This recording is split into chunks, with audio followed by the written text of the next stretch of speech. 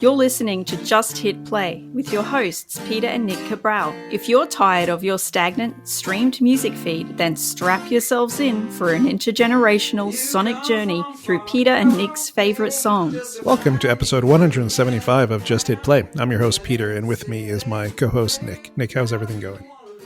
It's good, man. It's good. I'm just coming off my third 12-hour in a row, and it was a really busy day. So I apologize if I'm a bit delirious on this episode. I haven't eaten in a very long time. Yeah, that's all right. Yeah, those 12-hour shifts, especially back to back to back, are awful. And I have another one tomorrow. So yeah, it's awful because all you can really do is eat, go to sleep, and you wake up and you're good to go again. Exactly. Yeah, you don't feel like a real person, like a real member of society when you're in the middle of those. So you have another 12-hour coming up? Yeah, tomorrow. Wow. Okay. See, what I used to do is I remember I worked at a job where I did two 12-hour shifts, then I did a 10-hour shift, then I did a 4-hour shift, and then I was off for 4 days. So do you have any time coming up where you're off work? I'm off 3 days. I have the second, third, and fourth off. Okay. So you do have a couple days coming up. Oh, that's good. Yeah. That'll be nice. Yeah. It always blows my mind because obviously you're in a field where you have to have your wits about you. Yeah, ideally. Yeah. And working someone 3 12-hour shifts, that doesn't, not that you won't do a good job. Obviously you will, but that doesn't lend itself to being cognitively there the whole time. You know what I'm saying? Yeah, no, 100%. And doctors have it even worse because they'll do like 24-hour shifts or 30-hour shifts because they'll do a full day, like a 12-hour shift, and then they'll have to stay and be on call overnight. Right. So yeah, in total, they could be at the hospital for 24 plus hours. Yeah, that's not good. Yeah, not good at all, but that's just the way it is. Yeah. The only interesting thing that's happened to me in the last week or so is, as you know, I'm in my, very late 30s. And for the first time in my life, I went to the pharmacy and I bought like reading glasses, like, those cheater glasses that you see that old people buy. So because I've been noticing that when I try to read a book or something like that it's a little bit blurry. So for the first time in my life, in my late 30s, I bought some cheaters. And so they're on my face right now as I'm looking at the notes for the episode. And how does that make you feel? It's odd because obviously they're really cheap. I think I paid $4 for these pieces of shit. And I can see quite well of what's in front of me. But as soon as I look past my monitor, everything is blurry. So my eyes aren't that bad. It's just... I guess I'm getting nearsighted as I get a bit older. So farsighted, I'm fine. And to the fact, like, I can't, everything is blurry past my monitor. Like I can't read anything past my monitor. So my eyesight is great, farsighted. It's my nearsighted that I have to work on or have to get glasses for. Yeah. All right. What are you? Are you nearsighted or farsighted? Or are you everything? I just can't see I can't see. We'll leave it at that. Okay. Sounds good. Do you have to have glasses to drive? Oh yeah. Okay. I have to have glasses to do anything. Okay. To just perform my daily living. To be alive, I need glasses. How old were you when you realized you needed glasses? Because you were pretty young.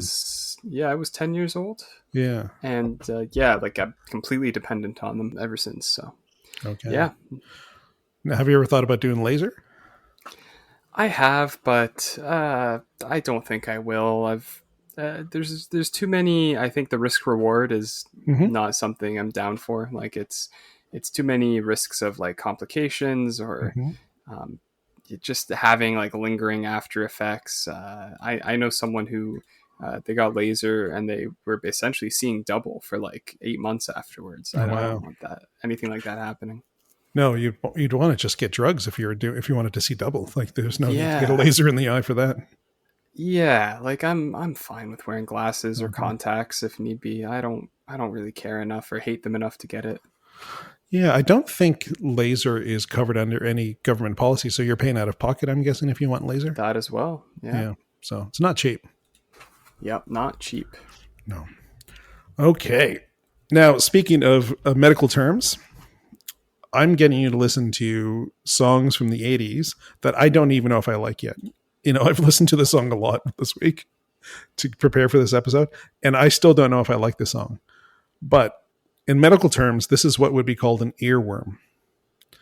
Okay. And we're going to listen to Eddy Money, Take Me Home Tonight. Darren, just hit play.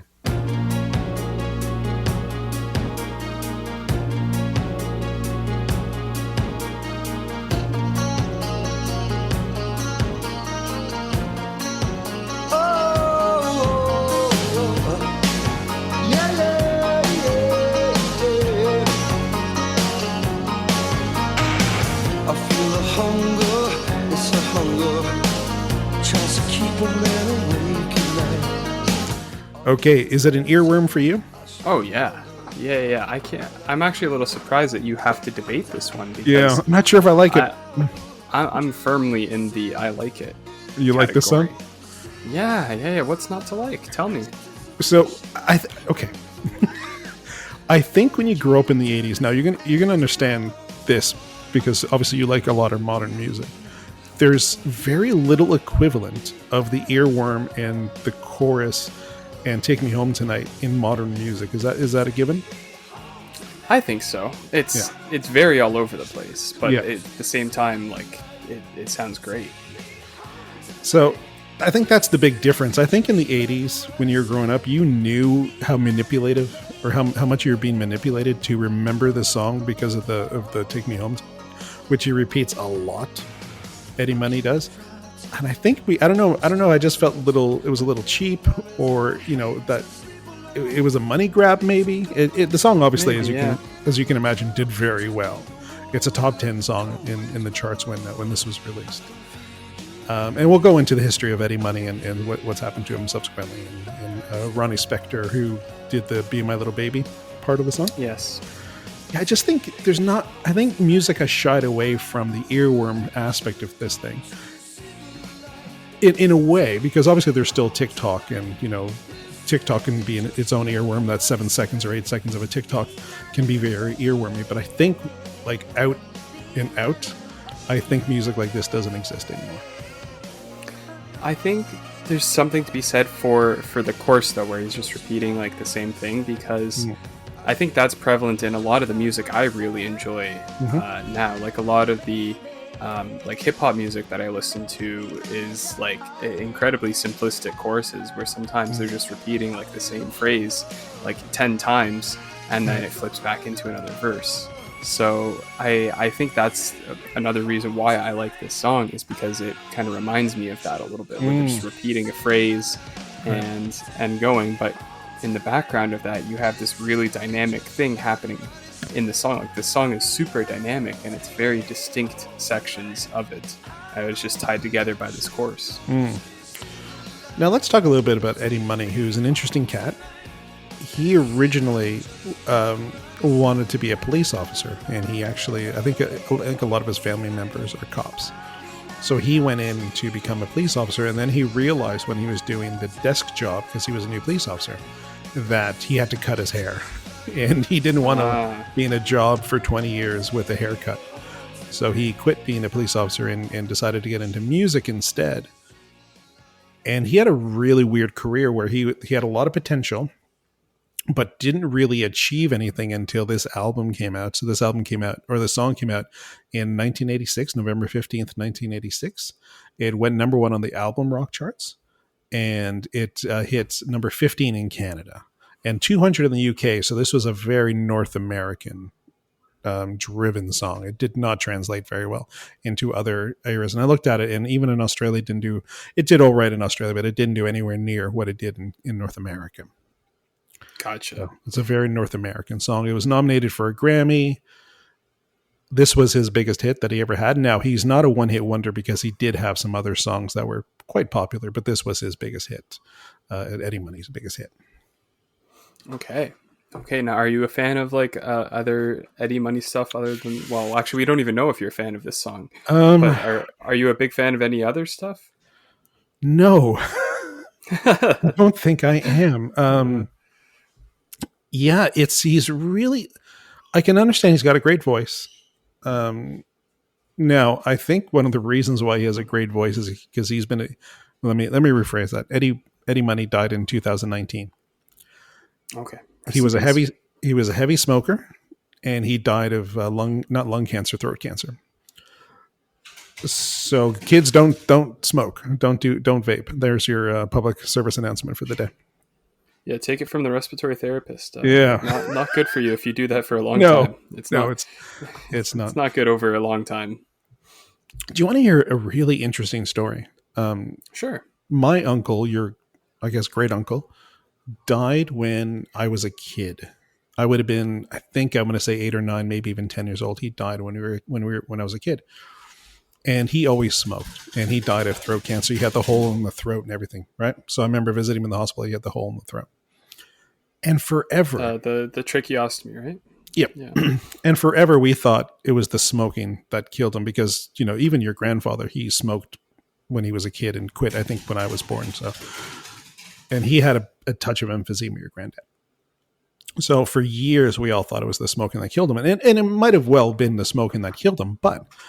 as we sort of learned more about work health safety, he worked in reed milling, which is a flour plant in Streetsville where we grew up, and he used to clean the silos that was filled with flour, and he would clean the silos with no protective gear whatsoever, and he just would rinse them out and be in the silos as all the flour and everything, all the fine particles were just dancing around him, and he had no breathing apparatus at all. So the question then begs, how much did that play? We'll never know, obviously, but how much did that play a part in his death? It's quite frightening that he did that for years with no PPE. It's scary. Yeah, that I think I think it could even be like 50-50 smoking versus like workplace exposure to hazardous materials. Like that's, yeah, we learn about that in school nowadays. Like if someone presents with like concerning lung pathology, one of the first things you ask is like, okay, what do you do for work? Like, are you exposed to like any sort of particulate matter in the air? Because that right there is like, it can be so damaging. So yeah, kids, don't smoke. No. And also don't like be a chimney sweep or whatever. Yeah. Like be exposed to this stuff, or at least wear a respirator. No, I always joke because we had a fireplace in the house that I grew up in, and your grandfather would just raid construction sites for free wood, and he would burn them. And we're talking pressure treated wood that he would burn in the fireplace, right? And sometimes he'd forget to open the flue, and the smoke would just billow inside the house. So, oh god. I always joke where I was slowly poisoned, and I don't know how smart I should have been, right? I probably should be a lot smarter than I am because of the poison that happened to me as a child. So yeah, a little bit of deficits, but that's okay. Right. So there you go. So there's an aside for you. Eddy Money died in 2019, September 13th. So of lung. Sorry, I keep saying lung cancer was throat cancer. So he had that very throaty, deep smokers sort of singing style, which I think lend really well to the style of the song. So he could really sing. Now, I don't know if you watched the video for this. Oh yeah, I did. Yeah. So he had a great mullet. He played a mean saxophone. Singing wise, the sax, it's a perfect 80s song. It really, really is a great 80s song. And it's so maximalist and like self-indulgent, and even the video, right, is like it's such this grand scale. Like you have this lone figure in like a huge room, and like on stage going crazy, and then it kind of opens up and more people come in. Like it's just, it's nuts. It's so just insane of a song and video. It's composed in a way where it could easily be a mess, but I think it's just catchy enough that it works so well. And the sax is brilliant. And what a sample. Oh. Okay, so that's the other question I was going to ask you. So the earworm aspect of the song, what was your earworm? Was it Take Me Home Tonight, or was it Be My Baby? What song, what part were you singing? Be My Baby, for sure. And I think the sample does a lot of heavy lifting on this song. I'll just be super honest. It's not a sample. Oh, really? She actually sang it. Okay, interesting. So while they were recording this, they wanted that little part, be My Baby part in the song. And they were like, well, Ronnie's not going to do it, Ronnie Spector. They're like, because she had retired. And I'll get into Ronnie's backstory a little bit in a second. But they're like, Ronnie's not going to do this. So they were looking at other female singers to sing that part. Then Eddy Money thought, maybe Ronnie will do it. So somehow they contacted her. And when Eddy Money was talking to her on the phone, asking her if she would do it, she was washing dishes at the time. And she goes, listen, I'm retired. I really don't do this. But eventually he convinced her to come and sing on the song, Be My Baby or Be My Little Baby, whatever she sings. And it got so much success that Ronnie came out and did another album. So she released an album in 1987 called Unfinished Business. So she got back into the music business because of the song. Wow. Okay. That's pretty neat. I guess like rediscovered a love for it. Mm-hmm. Cool. Okay, let's talk about Ronnie. So Ronnie Spector was in a band called the Ronettes in the 60s, which was produced by Phil Spector. Now, we've talked about Phil Spector in the past. He produced, remember that Tina Turner song, Mountain High? Yeah. That wall of sound that sort of was in the song.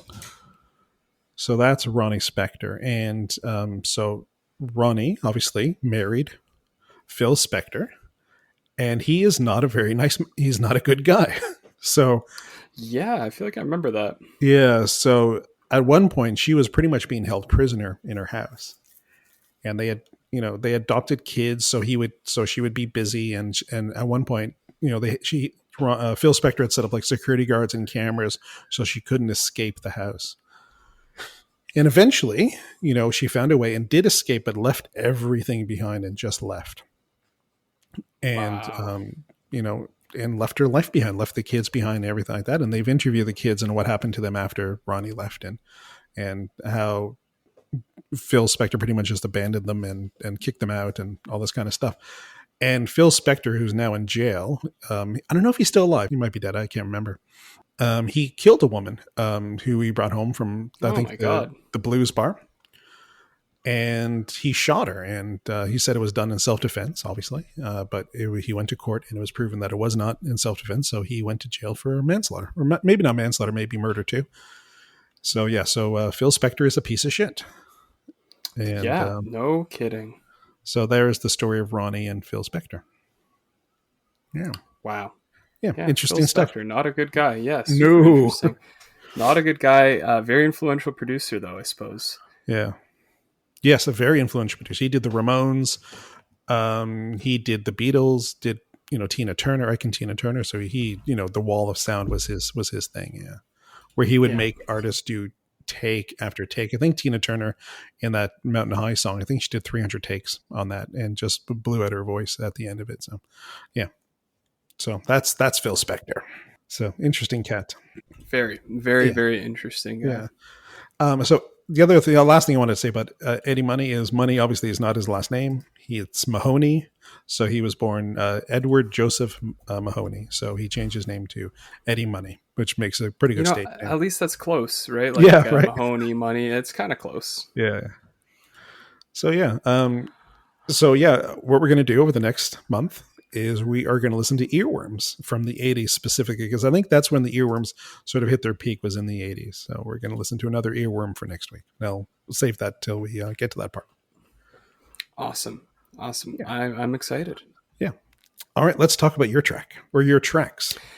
Yes, tracks. So doing something a bit different this week, where a band called Shelly released a 2-song EP, and honestly, I've been completely obsessed with both songs. I couldn't pick just one to get you to listen to, so you did both. So this week, we're going to do the songs Cross Your Mind and Hartwell by Shelly. Darren, why don't you just hit play on Cross Your Mind?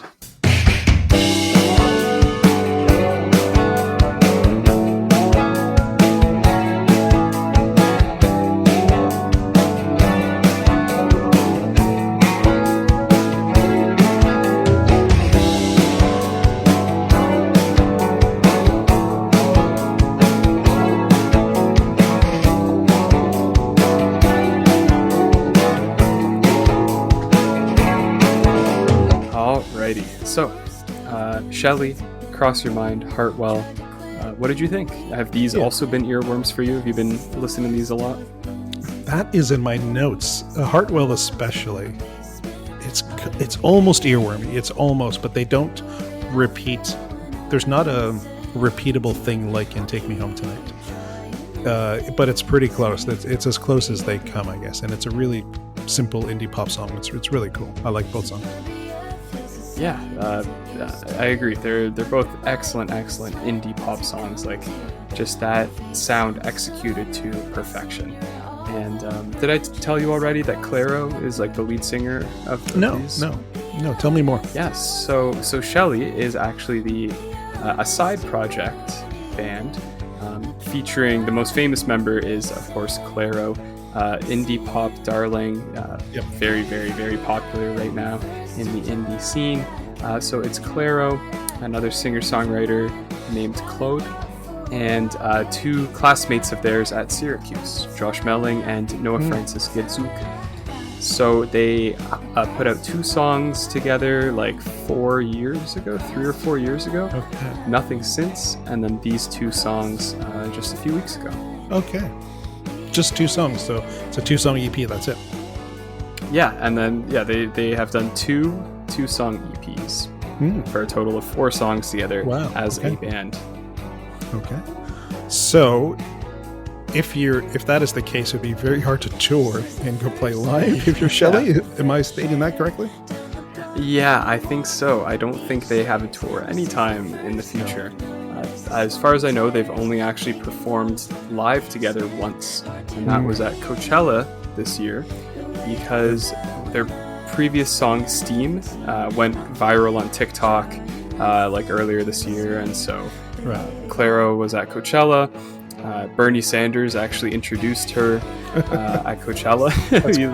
he announced it, and now up next, Claro, and she came out on stage. That's a pretty good Bernie Sanders. Yeah, thank you. And then she came out on stage, and the rest of the Shelly crew came out, and they did their huge TikTok hit. Oh, okay, cool. They kind of sound a little bit like the Breeders, a little bit of Pixies.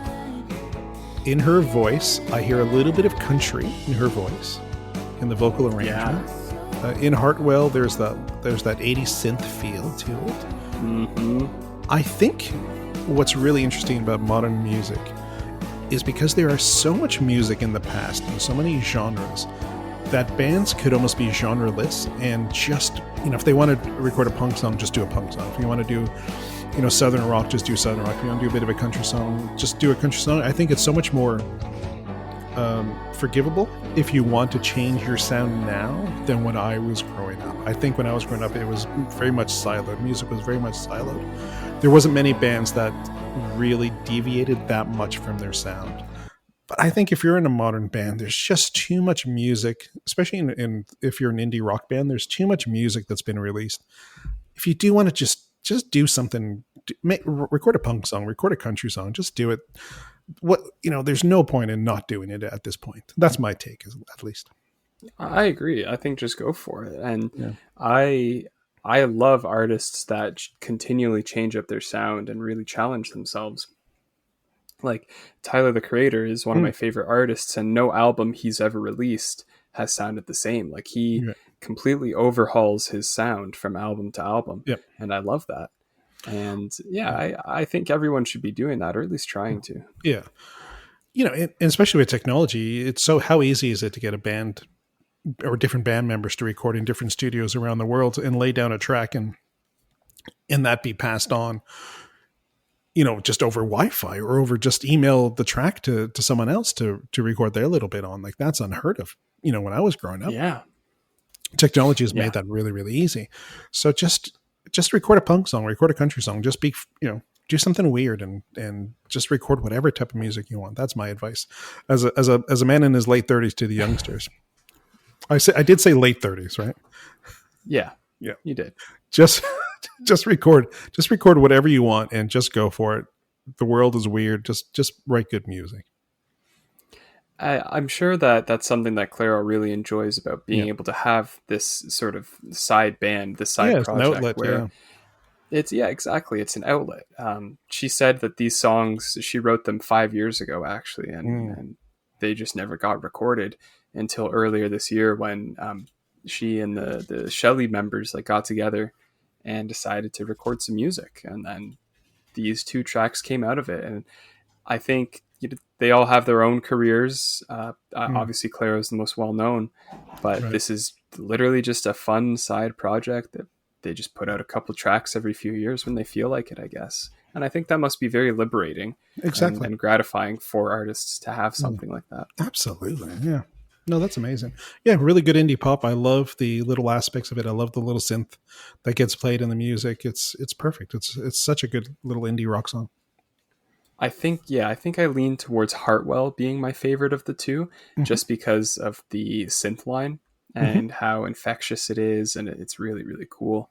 Yeah. But when Cross Your Mind gets going, like when it really picks up Yeah. its groove and gets into it, it's a really fun song too. Yeah. So I could not for the life of me pick between these two Yeah, that's fair. for you to listen to. I think they're just, and they complement each other very well. They really Two do. sides of the same coin.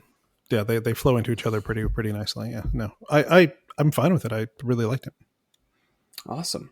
Well, yeah, we've talked about Clairo on this podcast, so not too much more to say about this song, other than I hope that Shelly keep putting out music, because I personally like Clairo better when she's got some more instruments behind her. Yeah. On her solo work, she's sort of started to go more towards like a singer-songwriter approach, where very sparse instrumentation, maybe like some strings and a drum line, Right.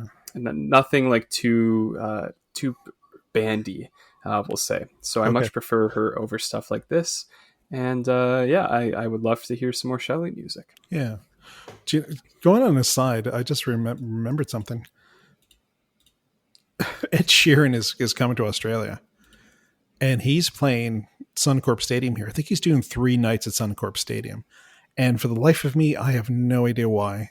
Who would go see Ed Sheeran? I know he's huge. I know people love his music, but I just don't get it. I really don't get it. I've heard from people who have been to many concerts that he is like the best concert they've ever seen. But all he does is use a loop pedal. Yeah, apparently it's amazing though. People love the loop pedal. That's a huge thing. Like they get so excited when he does the loop pedal thing. I could see a guy in the corner do that. You know? But I could see the street musician guy too. But it's not that good. I don't get it, Sheeran. I don't know why people like him. I just don't get it. Really don't. I don't know. Yeah. It's something about that ginger. I don't know. I don't know.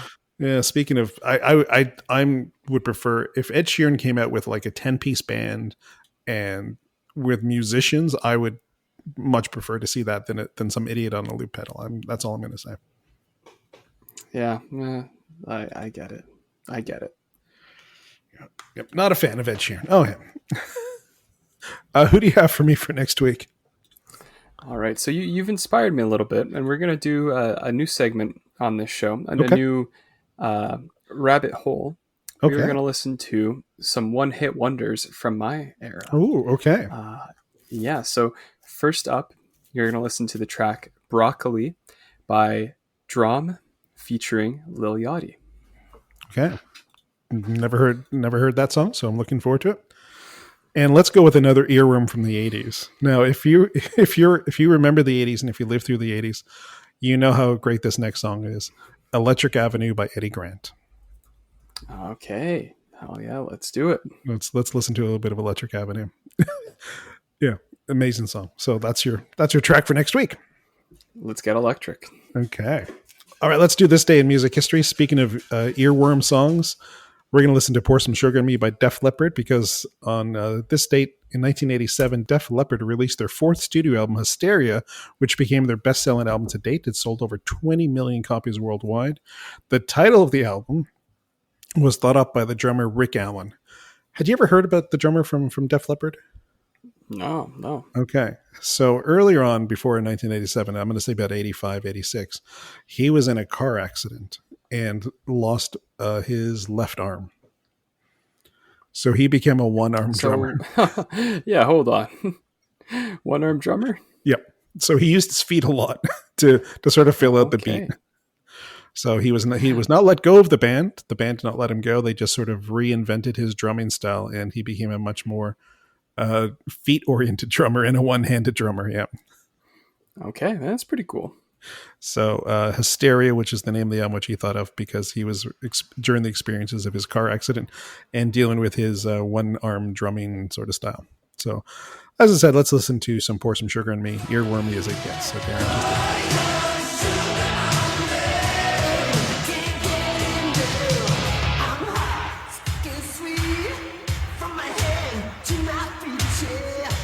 Now, I'm guessing you know Pour Some Sugar on Me. I'm guessing you've heard that song. Of course. Yeah, that's Okay. a banger.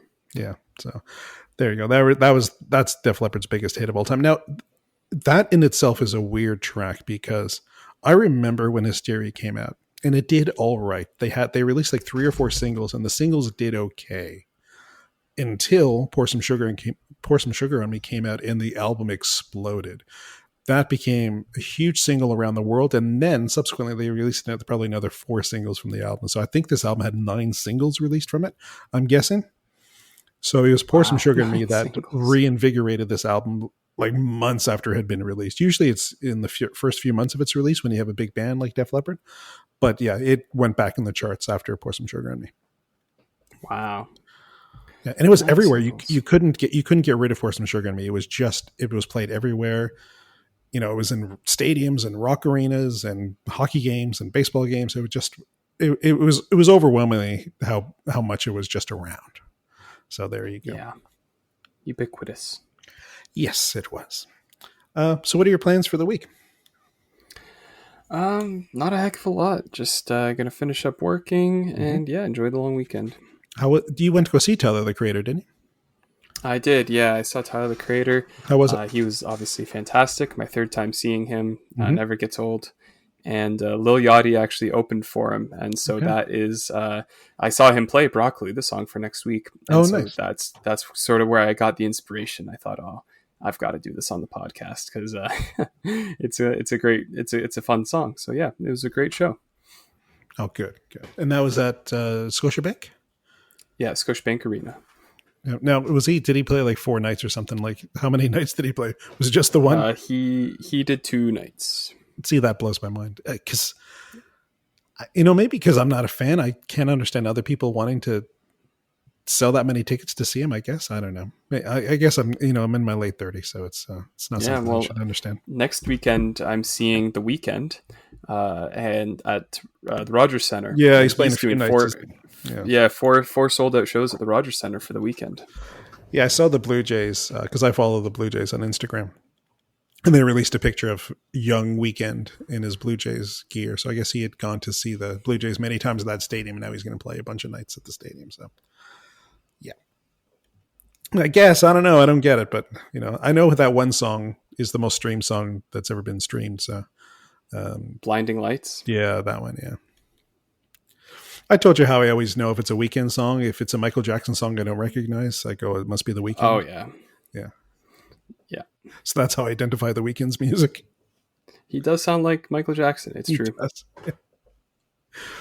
I am working today, and I don't know what kind of conditions I'm going to be in because I'm doing sports. I think I'm doing rugby. I live in Australia, Nick's in Toronto, Canada.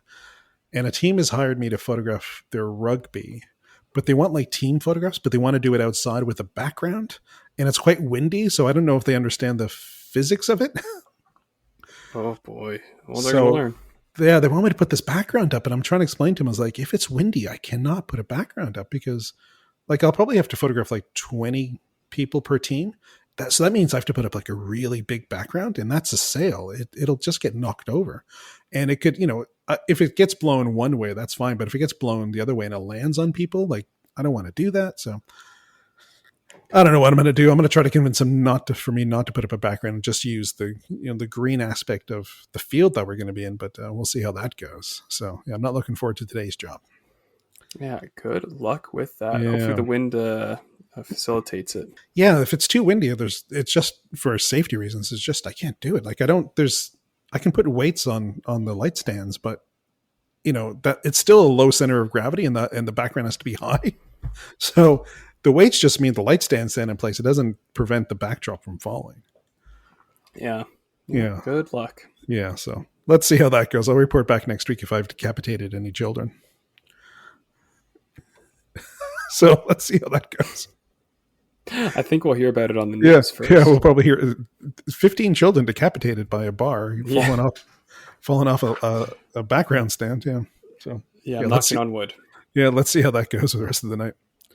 All right, let's talk about our independent artist, and it's someone we featured in the past. It's Natasha Rose, and I've photographed Natasha Rose. She's come into my studio a couple of times, and I did, or just the one time I should say, and we did a fine art portrait series. And she's a lovely person. She has a brand new single out called Catastrophe. It just came out, and it's a fun song, and it's very personal. It sounds like it's a very personal song to her. So Natasha Rose was on Australian Idol. So she I think she made it about halfway through Australian Idol. So she's a really, really great singer, and it's a really good song. So yeah, let's give it a spin. And Nick, we're going to talk to you next week. You got it. I hope you move to another city, no, another country. Like it never existed, at least that's what I'll pretend. You should buy a ticket, in fact it's on me. If it means you're going for good, then it's money well spent.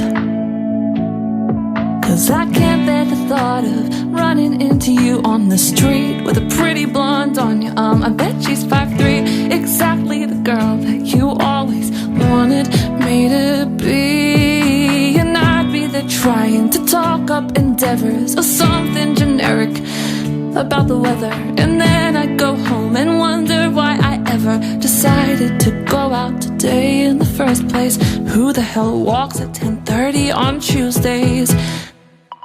Apparently me, apparently you.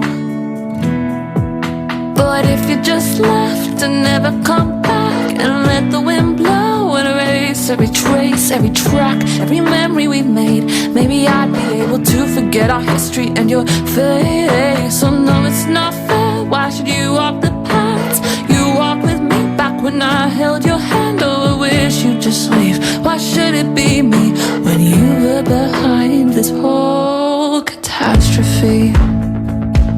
I'm in the blues, overthinking, really, it's funny how my mind is reeling while I'm hiding out in my room with my dog and a TV. I guess that's something. Hope that I don't get too bored watching reruns on loop. 'Cause I can't bear the thought of hearing your name in a crowd full of murmurs and chatter, somehow twice as loud. Your silhouette breaks through and my stomach drops down. And I'll be there trying to stay out of sight, betrayed by my height. I try to be polite, and then I go home and laugh until I cry. But if you just left and never come back and let the wind blow and erase every trace, every track, every memory we made, maybe I'd be able to forget our history and your face. So no, it's not fair. Why should you walk the paths you walked with me back when I held your hand? Oh, I wish you'd just leave. Why should it be me when you were behind this whole? You gotta move or else it's checkmate. Find somewhere you won't trip over all of your old mistakes and lie through your teeth like you did in really beautiful thing. Oh no, it's not fair to still haunt the place you walked with me back when I swore your name. I wish you'd just leave. Why should it be me when you were behind this whole catastrophe? You've been listening to Just Hit Play. To contact your hosts, Peter and Nick, or to be featured on an episode as musical talent, email justhitplay7300@gmail.com. Keep up to date with news and announcements by following on Instagram and Facebook, linked in the show notes. Subscribe on your favourite podcatcher to tune in next week for more sonic delights. And if you can't wait till then, check out the Just Hit playlist on Spotify, linked in the show notes. A special thanks to Braden Munch for the theme song, and thank you for listening.